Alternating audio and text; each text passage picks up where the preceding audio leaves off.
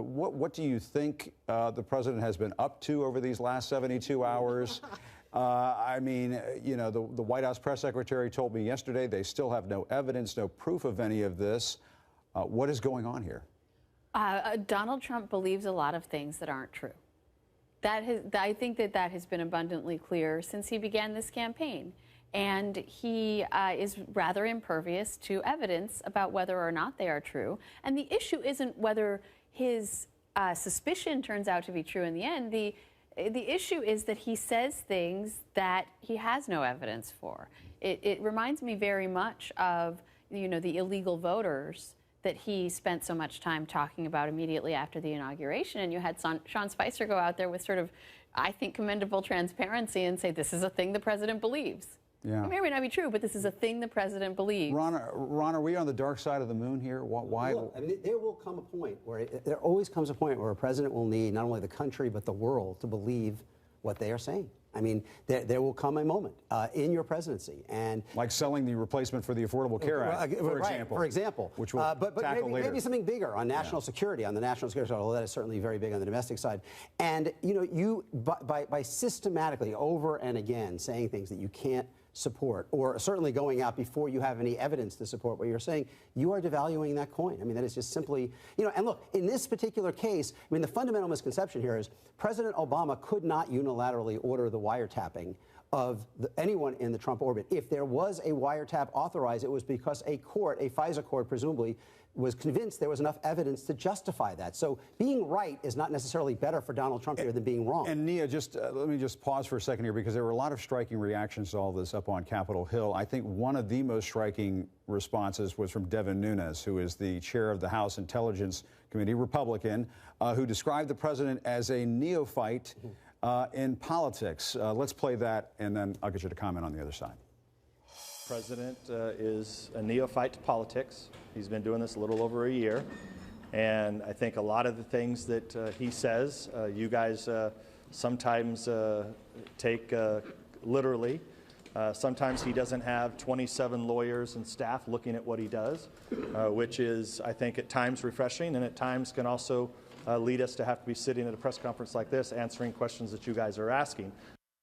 Nia, is that a good excuse that the president is new at this? No, I mean, it's pretty terrible. I mean, this idea that he doesn't have 27 lawyers, apparently they just hired a bunch of lawyers at the White House, and he could have 27 lawyers reviewing what he does. He could talk to folks and figure out what the deal is in terms of this wiretap. One of the things that's interesting in terms of what the White House is doing here is they're essentially saying that what the president says shouldn't be taken at face value, that it needs the credibility of Congress, the credibility of Republicans on the Hill to back up what he says, which is sort of an interesting place for the White House to be. Yeah. That he, you know, that what he says needs more backing. And you saw Sean Spicer sort of dance around the press conference yesterday, and you imagine he's going to be doing this for a while.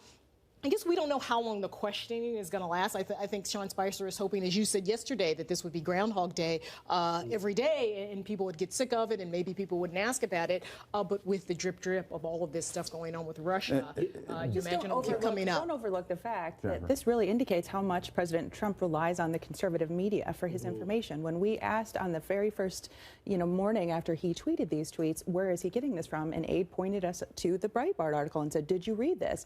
And so they haven't really admitted for sure that that's the only place where he's getting this intel from, but that's what we've been led to believe. They're not even sure where he's getting it from. They're saying, well, Breitbart talked about it, and Mark Levin talked about it. Right, we believe that Trump watched either Levin or read the Breitbart piece, and he truly believed that.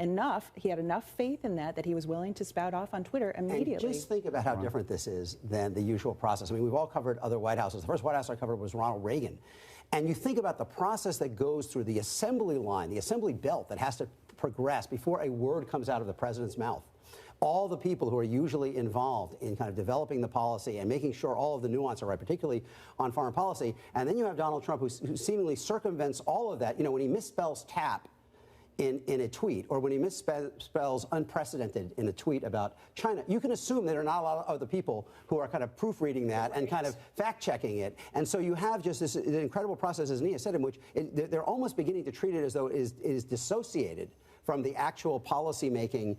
Okay, that's just something, that's just something that he's saying. Yeah. But this is extraordinarily different. And the reason it's extraordinarily different is because what presidents say matter. Yeah, and I have been told, by the way, that sometimes the president dictates those tweets to a staffer who will then put it out. So you have to wonder, is the spell check working on the iPhone or Android or whatever device? Let's play a little bit of what Adam Schiff said yesterday, because he had an interesting comment on all of this, and it tees up a question I want to ask. Let's play that. The president has said that this is a scandal that dwarfs Watergate, that his predecessor engaged in an illegal wiretap of his campaign. That is one potential scandal. The alternative is a different kind of a scandal, and that is a scandal of a sitting U.S. president alleging that his predecessor engaged in the most unscrupulous and unlawful conduct. That is also a scandal if those allegations prove to be false. And Congressman Schiff also said that he welcomed this investigation. He was basically saying, okay, let's bring it on. And Molly, one thing that I thought was interesting yesterday is that Devin Nunes said that at this upcoming hearing he plans to hold on all of this, the former DNI, James Clapper, will be there. The former CIA director, John Brennan, will be there. The FBI director, Jim Comey, might be there. Even Sally Yates, who stepped down from being the acting attorney general, may be there. It strikes me as this might be something Democrats are really going to be looking forward to in a couple of weeks here. Well, sure, but I mean, we have. I mean, the White House says, well, yeah, let the intelligence committees investigate this. Let's have them look into this. We don't want to reveal our sources and methods if we bring in a special prosecutor. But do they really want public hearings where all of these officials come in and say, no, Mr. President, there was no wiretap at Trump Tower? It's potentially very embarrassing for the White House. You know, there were reports over the weekend about clashes between the FBI and the Justice Department, and we have seen quite a lot of willingness to speak independently, whether through leaks or even publicly, on the part of top intelligence officials, top national security officials.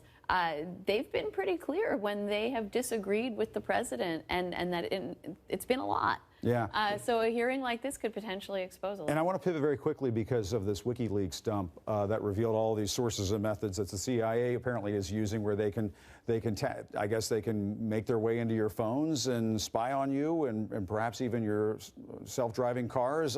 It seems like the sky's the limit here. Here's what the FBI director said about this earlier today, about what Americans can expect in terms of their privacy. There is no such thing as absolute privacy in America. There is no place in America outside of judicial reach. Nia, that doesn't give me a great feeling. Right. Yeah. You know, I mean, in some ways he's right. I mean, he's saying that a court can compel you if there is reason to believe you know something about a crime or have committed a crime. The court can compel you to tell them things, to let them into your house. So in that way, it's right. I do think it is ironic that we find ourselves here, obviously concerned about privacy, but Americans are so willing to divulge all sorts of things about their lives on any given platform, whether it's Twitter, whether it's Snapchat, whether it's Instagram, whether it's Facebook. I mean, pictures of their kids, what they had for dinner, whatever it is. So we seem to, at this point, be willing participants at this point in terms of giving. But Jennifer, you know, that one thing the White House has been worried about, Jennifer, is the president's security when it comes to his phone. Right. And so, you know, having the FBI director sort of acknowledge, like, listen, folks, your expectations of privacy may not be where you think they are. And the White House phones are very secure. And as we all know, as reporters, their phones cannot receive or send text messages. But we also know that the president still has access to his old phone. He's able to, use and call and tweet and text on his old phone. Well, and the through line here, just to connect this to the discussion we're having about potential wiretapping of Trump Tower, this is why people believe Donald Trump when they say things like that. Because there is a feeling that surveillance is everywhere, that they're in your phone, they're in your house, they can hear everything you say, they can read all of your text messages. So when Trump says my phone's being tapped in Trump Tower, I think there's a lot of people who believe that because they feel like there is nothing that our intelligence agencies I got to take a quick break.